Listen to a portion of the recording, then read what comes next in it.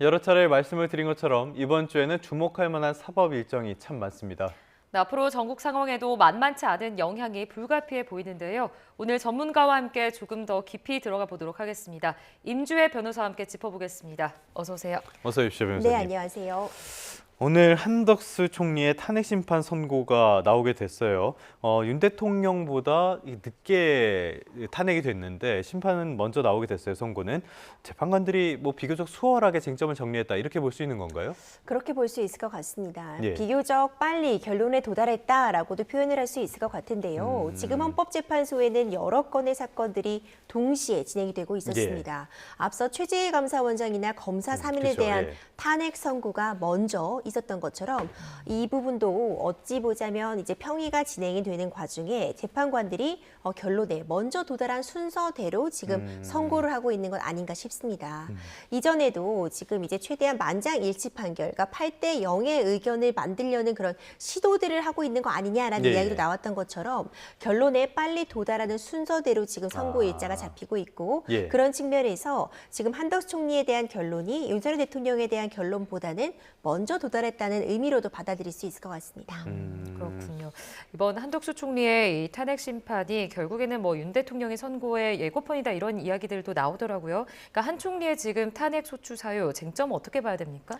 한덕수 총리에 대한 탄핵 사유는 크게 보면 일단 두 가지 갈래로 나눠볼 수 있습니다. 예. 한덕수 총리가 총리일 당시에 문제되는 그런 사유들, 그리고 이후에 대통령의 권한대행으로서 문제가 됐던 사유들, 이렇게 나눠볼 수 있는데 크게 보자면 5가지 쟁점 정도로 정리가 됩니다.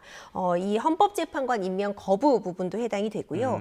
김건희 최혜병의 그 특검법 거부단 그런 부분들, 한동훈 전 대표와 공동으로 국정을 운영하겠다고 미리 밝힌 부분, 그리고 내란 상설 특검에 대한 임명 회피, 그리고 마지막으로 이 12.3 비상계엄 선포 과정에 공모했다는 혐의, 이 정도로 크게 보자면 정리해 볼 수 있는데 네. 이 중에서 12.3 비상계엄 선포의 공모 부분 같은 경우에는 윤석열 대통령에 대한 탄핵 심판의 소추 사유와 공통되는 부분이라고 볼 수 있습니다.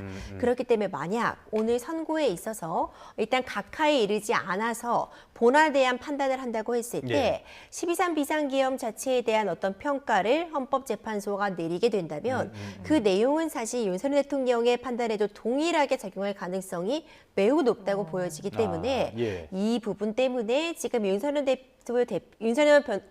대통령의 이 재판의 가늠자 역할을 할 수 있다. 이런 지금 이야기가 나오고 있습니다. 알겠습니다. 조금 전에 각하 가능성을 언급해 주셨는데 각하로 볼 수 있다라는 시각 측에서는 이 탄핵 정족수를 문제 삼는 경우들이 있는 것 같아요. 이 부분에는 왜 이런 평가가 나오고 있는 겁니까? 그렇습니다. 이제 절차적인 위법성 부분이 있다면은 본안, 그러니까 이 탄핵 소추 사유에 대해서 구체적으로 의견을 밝히지 않고 절차적인 흠결을 이유로 바로 각하를 할 수 있습니다. 예. 이제 탄핵의 소추가 될 때 그 의결 정족수가 문제가 되는 상황인데요.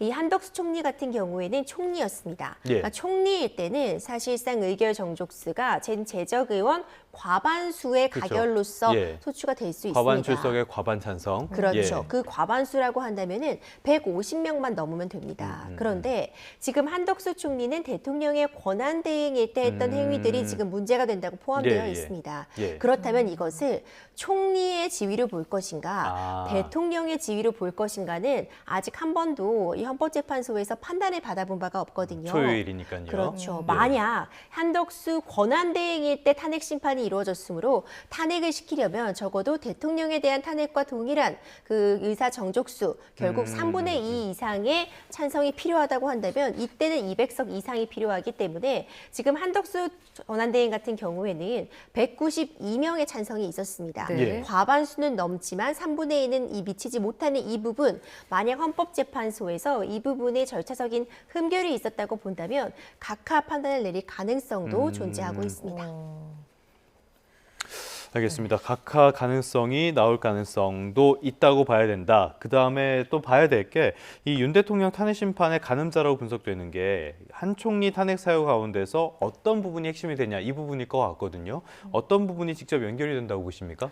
일단 가장 직접적으로 연결이 되는 부분은 탄핵소추 사유를 꼽을 수 있습니다. 이 12.3 비상계엄 선포 부분이 문제가 될 수밖에 없기 때문에 만약 오늘 헌법재판소에서 12.3 비상계엄 선포 자체에 대해서 예. 어떤 뭐 흠결이라던가 위법 사항을 지적한다면 이 부분은 동일하게 윤석열 대통령에 대한 탄핵 심판에서도 논의가 될 부분이기 때문에 가늠자가 될 수 있다. 이런 이야기가 나오고 있고요. 네. 이 한덕수 총리에 대한 탄핵 심판에서도 동일하게 쟁점이 되는 부분이 내란죄가 이제 구체적인 소추 사유에서 중간에 빠지게 되었습니다. 예, 예. 그러니까 12.3 비상계엄 선포 자체가 헌법과 법률상 위배되는 부분이 있는지를 판단할 뿐 이것이 형사법적으로 내란죄가 되는지 성립하지 않는지는 지금 이번 헌법재판을 다루지 않겠다고 했는데 예, 예. 그렇다면 애초에 소추 사유에서부터 빠졌어야 되는 것이 아닌가 예. 그 쟁점이 윤석열 대통령과 동일하게 판단이 된다고 볼 수 있거든요. 뿐만 아니라 이제 증거 같은 부분에서도 윤석열 대통령 변호인단 측에서는 일관되게 그러니까 신문 조서라고 하죠. 수사기관에서 작성한 조서에 대해서 아직 그것을 형사재판에서 활용할 것인지에 대해서도 증거 인부를 하지 않았는데 이 자료를 헌법재판에서 사용해서는 안 된다는 주장을 했는데 만약 이 한덕수 총리에 대한 이 탄핵 심판, 이 결론, 이 선고에서 이 증거에 대한 부분도 포함이 되어 있다면 이 역시 동일한 논리가 윤석열 대통령 탄핵 심판에 적용이 될 예정이어서 예, 예. 이런 부분에서 가늠자가 될 수 있다는 이야기가 나오고 있습니다. 그렇군요. 지금 한덕수 총리, 뭐 역대 최장수 총리 그리고 헌정사상 처음으로 탄핵 심판을 받은 총리가 됐는데, 자 총리실에서는 이제 직무 복귀에 대비를 하고 있다라는 의견들이 계속 나오고 있더라고요. 업무의 복귀 시에도 대국민 담화도 나올 것이다라는 예상도 나오는데 어떤 내용이 담길 거라고 보세요? 그렇죠. 이제 즉시 기각이나 각하가 되면 된다면, 네. 바로 직무에 복귀하게 예. 됩니다. 예, 예. 총리실에서도 아직은 조심스럽지만 이제 네. 복귀 가능성도 충분히 나오고 있기 때문에 준비를 하고 있다고 밝히는데요. 지금 산적한 과제들이 굉장히 많습니다. 특히 지금 당장 지금 산불 관련해서 피해가 정말 극심한 상황이기 때문에 네. 이와 관련된 언급이 분명히 있어야 된다고 보고요.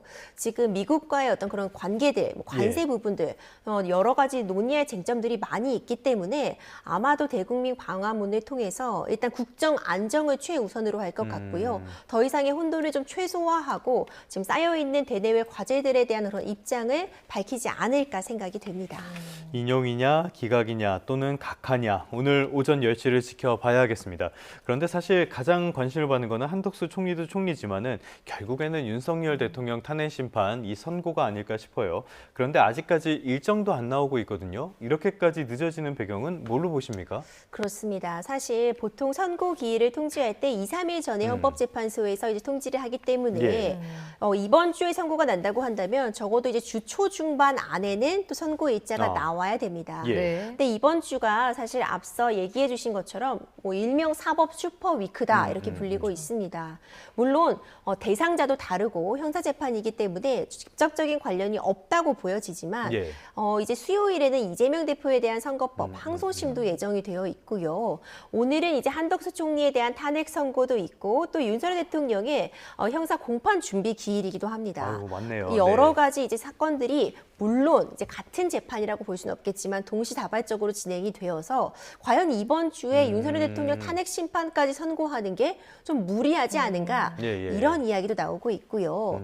그리고 이미 헌법재판소에서 월요일에 이제 선고가 있고 그렇다면 이번 주 내에 윤석열 대통령에 대한 판결문 이 선고까지도 진행을 할 수 있을 정도로 업무적으로 가능한 것인가 예. 이런 이야기도 나오고는 있습니다. 네. 다만 이미 평의가 굉장히 오랜 기간 이루어졌고 마냥 늦출 수만은 없기 때문에 조심스럽지만 이번 주 후반부에 선고 가능성이 있다는 이야기도 나오고 있고요. 예, 예. 하지만 만약 다음 주로 넘어가게 된다면 적어도 4월 18일에는 지금 문영배 이미선 재판관의 퇴임이 예정되어 있기 때문에 예. 이 퇴임이 진행되면 6인 체제로 돌아가게 됩니다. 네. 아직 40여 후보자의 임명이 이루어지지 않고 있고 6인 체제로 간다면 6인 체제 하에서 탄핵 심판 선고가 있을 수 있느냐 이 부분이 또 논쟁거리가 될 수 있어서 아마도 이 전에는 선고가 내려질 것이 거의 확실하지 않을까 이런 추측은 나오고 있습니다. 네. 일종의 마지노선이네요. 그렇죠. 네. 예. 뭐 이번 주에 난다는 일도 뭐 얘기도 있고 또 4월 초 전망도 있고 어쨌든 4월 18일 전에는 선고가 날 것이다라고 좀 말씀을 해주셨고요. 그러니까 오늘 윤 대통령의 형사재판 2차 공판 준비기일이기도 합니다. 출석하지 않는다고 지금 전해졌고 어떤 부분들이 그럼 다뤄질 거라고 보십니까? 한 달 전에 있었던 1차 공판 준비 기일에는 윤석열 대통령이 직접 출석을 했습니다. 원래 공판 준비 기일은 피고인의 출석 의무가 없습니다. 이제 변호인이 출석을 해서 앞으로 이 변론을 어떻게 이끌어가겠다, 이제 계획표 같은 부분을 제출하고 이 계획표가 일정상으로 진행이 가능한지 재판부와 조율하는 과정이라고 볼 수 있거든요. 다만 1차 공판 준비 기일에는 구속 취소 신문이 함께 진행이 됐습니다. 그러니까 윤석열 대통령 입장에서는 이 구속 취소 신문이 매우 중요하고 본인이 직접 구속이 취소돼야 된다는 점을 주장하기 위해 출석을 했던 것으로 보이고요. 이번 2차 공판 준비 기일은 이런 구속 취소 신문 같은 부분은 존재하지 않고 다만 이 공판 준비 기일의 통상적인 절차에 따라서 앞으로 뭐 증인 신청이라든가 증거 조사 방법 이런 부분들이 어떻게 이루어질지를 다루기 때문에 변호인 출석만으로 충분하다는 판단을 한 것 같습니다. 말 그대로 준비니까요. 그렇죠. 하지만 좀 중요한 부분은 이 공소 사실의 인정 여부에 대해서 밝힐 가능성이 있어 보이거든요. 그리고 구속 취소가 지금 결정이 있었던 만큼 어떤 이 공소 제기 자체의 절차적인 위법성을 주장을 하면서 공소 기각을 주장할 가능성은 점쳐지고 있어서 오늘 공판 준비 기일에서 변호인단이 어떤 내용을 주장할지를 조금 더 지켜볼 필요가 있어 보입니다. 알겠습니다. 주목할 부분이 굉장히 많네요. 윤 대통령 선고가 지금까지 아직 날짜가 정해지지 않았기 때문에 이번 주에 가장 주목을 받는 일정이라면 내일 모레가 되지 않을까라는 생각도 듭니다. 이 수요일 날 민주당 이재명 대표의 2심 선고가 예정돼 있는데 지금 이 내용부터 좀 한번 정리해 볼까요? 그렇습니다. 이재명 대표에 대한 1심 선거법 위반 1심에서는 징역 1년에 집행유예 2년이 선고가 되었습니다. 그러니까 공직선거법을 위반했다는 취지인데, 그러니까 허위의 사실을 발언을 함으로써 선거에 영향을 끼쳤다. 이 부분이 선거법 위반에 해당한다는 취지의 어떤 조항입니다. 지금 구체적으로 문제가 되는 그 내용들은 성남도시개발공사 개발 1처장과 해외에서 골프를 치지 않았다는 발언, 그리고 이 성남시 백현동 식품연구원 부지의 용도 변경 특혜와 관련해서 국토부에 협박이 있었다라는 발언이 문제가 되었습니다. 이 두 발언이 결국 허위 사실에 해당한다라고 인정이 되어서 징역 1년의 집행유예 2년, 피선거권이 10년간 상실되는 형을 1심의 선고를 받았거든요. 만약 이 형이 그대로 대법원에서 확정이 되게 된다면 향후 10년 동안은 선거에 출마할 수 없는 상황이기 때문에 어찌 보자면 이 처벌도 처벌이 문제가 되겠지만 정치 생명이 걸려있는 그런 재판으로 보여집니다. 오늘 이 1심 판결에 대한 항소심 판결 선고가 내려지게 되는 건데요. 이 공직선거법 위반 사건의 경우에는 100만 원을 넘는 그런 벌금형이 선고가 되게 된다면 피선거권이 이제 5년 동안 제한되는 그런 효과가 있기 때문에 결국 과연 무죄 취지의 이재명 대표의 이 항변이 받아들여질 것인지 내지는 양형에 있어서 참작이 되어서 100만 원 밑에 벌금으로 내려갈 것인지가 굉장히 중요한 쟁점이 되고요. 물론 대법원이 남아 있습니다. 하지만 대법원에서는 법률심이라고 해서 사실관계에 대해서는 더 이상 다투지 못하고요. 법률적인 쟁점만을 다루기 때문에 적어도 항소심에서 모든 사실관계에 대한 다툼이 있는 부분은 정리하고 갔어야 됩니다. 그런 측면에서 이번 항소심에서 양측 모두 총공세를 폈을 것이다. 이렇게 평가할 수 있습니다. 자, 앞서 1심에서 말씀하셨듯이 직상실형인 징역 1년에 집행유예 2년이 나왔었잖아요. 그러니까 1심을 뒤집고 만약에 항소심에서 무죄가 나오게 된다면 지금 사법 리스크는 해소가 된다고 봐야 됩니까? 대법도 남아 있지만 그렇죠. 이 선거법 위반 사건 같은 경우에는 이재명 대표가 지금 여러 가지 재판이 동시다발적으로 이루어지고 있기 때문에 사법 리스크는 계속 존재한다고밖에 볼 수 없겠죠. 다만 이 공직선거법 위반 사건은 이재명 대표의 발등에 떨어진 가장 급한 불이라고 볼 수 있습니다. 왜냐하면 지금 이미 항소심 선고가 오늘 있을 예정이고요. 원래 공직선거법 위반 사건 같은 경우에는 633 법칙이라고 해서 1심이 6개월, 항소심과 그리고 그리고 최종 대법원의 판단은 3개월 이내에 내야 된다는 그런 규정이 있습니다. 그럴 때 대법원 선고까지 사실 그리 많은 기간이 남아있다고 보이지 않기 예, 예. 때문에 네. 여러 가지 가정이 지금 덧붙여지지만 만약 윤석열 대통령 탄핵이 인용이 되고 조기 대선이 치러진다면 과연 이번 대선에 나갈 수 있느냐 없느냐가 정해질 수 있는 재판이기 때문에 이번 항소심 판단이 모든 사법 리스크를 해소한다고 볼 수는 없지만 예. 적어도 가장 급한 불을 아하. 일단 끌 수 있느냐 아니면 이 예. 불을 진압하지 못하느냐 아주 중대한 기로에 서 있다고 보여집니다. 결국에는 2심이 조기 대선 가능성을 염두에 둔다면 굉장히 중요한 분수령이 될 수 있겠는데 어렵긴 하지만 전망을 좀 해볼까요? 변호사님 어떻게 보십니까? 지금 일단 공직선거법 위반 1심에서 문제가 되던 그 예. 쟁점을 크게 보면 이제 세 개로 나눠볼 수가 있습니다. 일단 김문기 씨와 골프를 치지 않았다는 부분에 대해서는 유죄가 나왔고요. 그리고 이 용도 변경이 국토부에 협박이 있었다는 부분도 유죄가 나왔습니다. 예. 다만 고 김문기 씨의 존재를 몰랐다. 이것은 알았다 몰랐다는 것은 주관적인 영역이기 때문에 어떤 사실 공표에 해당하지 않는다고 보아서 무죄가 나왔거든요. 예, 예. 하지만 이미 유죄가 나온 이 두 측면에 대해서 과연 사실관계를 바꾸거나 법률적인 판단을 다툴 수 있을 만큼 새로운 증거가 항소심에서 제기되었는가가 좀 쟁점으로 떠올 수 있을 것 같습니다.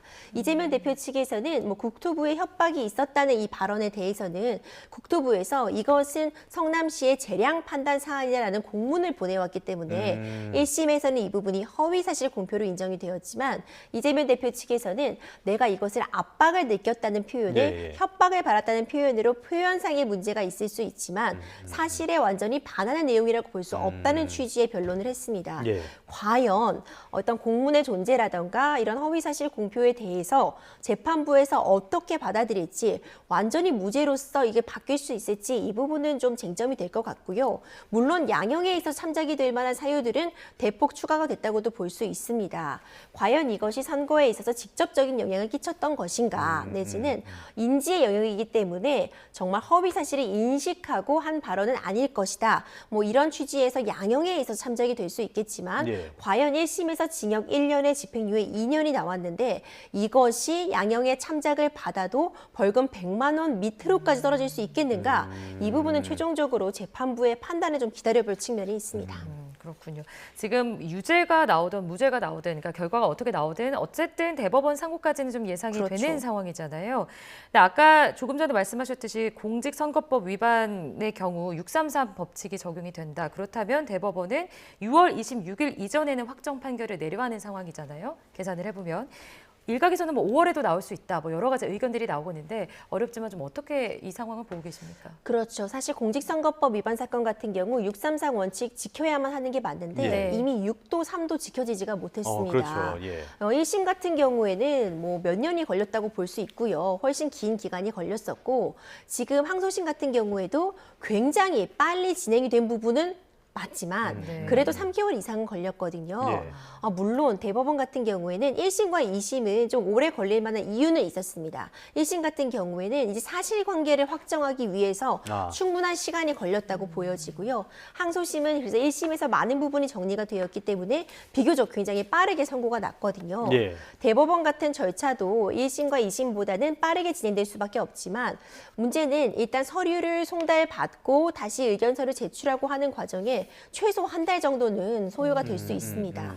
그럼 이 한 달 정도 기간이 소요가 된다고 한다면 한 달 정도 안에 바로 선고가 내릴 수 있을지 대법원 입장에서 좀 부담스러운 측면이 있을 수 있거든요. 예. 그러니까 3개월 정도의 기간 안에 선고가 되는 것은 분명하지만 아주 빠른 시간 안에 대법원에서 선고가 내려질 것을 기대하기에는 실제 절차적으로는 좀 문제가 있다. 그렇게 보여집니다. 알겠습니다. 이 부분도 한번 짚어보면 좋을 것 같아요. 지금 이재명 대표가 겪고 있는 사법 리스크는 이 선거법 위반만이 아닌데 일단 대장동 재판에서는 재판부가 나오지 않으면 과태료 부과도 검토하겠다 이런 이야기까지 나왔나 봐요. 어떤 일이 있었던 겁니까? 이 대장동 배임 사건 같은 경우 이제 이재명 대표도 이 해당 사건에서 지금 당사자로서 재판을 받고 있지만 이 관련자들에 대한 재판도 지금 진행이 중입니다. 이에 대해서 이제 재판부에서 이재명 대표에게 증인 출석을 요구했는데 있는데 이와 관련해서 과연 출석을 할지 문제가 될 수 있다 이런 부분들이 좀 전해지고 있습니다. 예, 예. 증인으로 불렀는데 출석을 하지 않게 되면요 과태료 부과도 가능하고 계속해서 과태료 부과 이후에도 출석을 하지 않으면 강제 구인도 가능합니다. 그래서 지금 다른 재판에서는 패문부재 때문에 이것도 지금 문제가 되고 있잖아요. 이런 것들은 변호사 입장, 사법부 재판에 서는 입장에서 어떻게 보십니까? 그렇죠. 사실 네. 패문부재 같은 부분은 송달을 제대로 받지 않았다는 측면인데 네. 앞서 우리가 이재명 대표의 선거법 2심 사건 얘기를 했을 때 그 당시에도 서류 송달이 좀 빠르게 이루어지지 그렇죠. 못하고 예. 송달을 좀 미루는 그런 모습을 보였기 때문에 3개월이라는 시간에도 지키지 못한 측면이 있었습니다. 네. 사실 결국 우리나라가 법치 국가이기 때문에 사법 체계 안에서 판단을 받는다면은 이 사법 체계에서 지금 제시하고 있는 절차는 충실하게 응하는 것이 응당 맞다 그렇게 보고 있습니다. 네. 그렇군요. 자, 이번 주 슈퍼 사법 미크로 정말 굵직한 사안에 대해서 선고가 지금 내려질 예정인데 잘 지켜봐야겠습니다. 오늘 주요 이슈 임주혜 변호사와 함께 짚어봤습니다. 오늘 말씀 고맙습니다. 고맙습니다.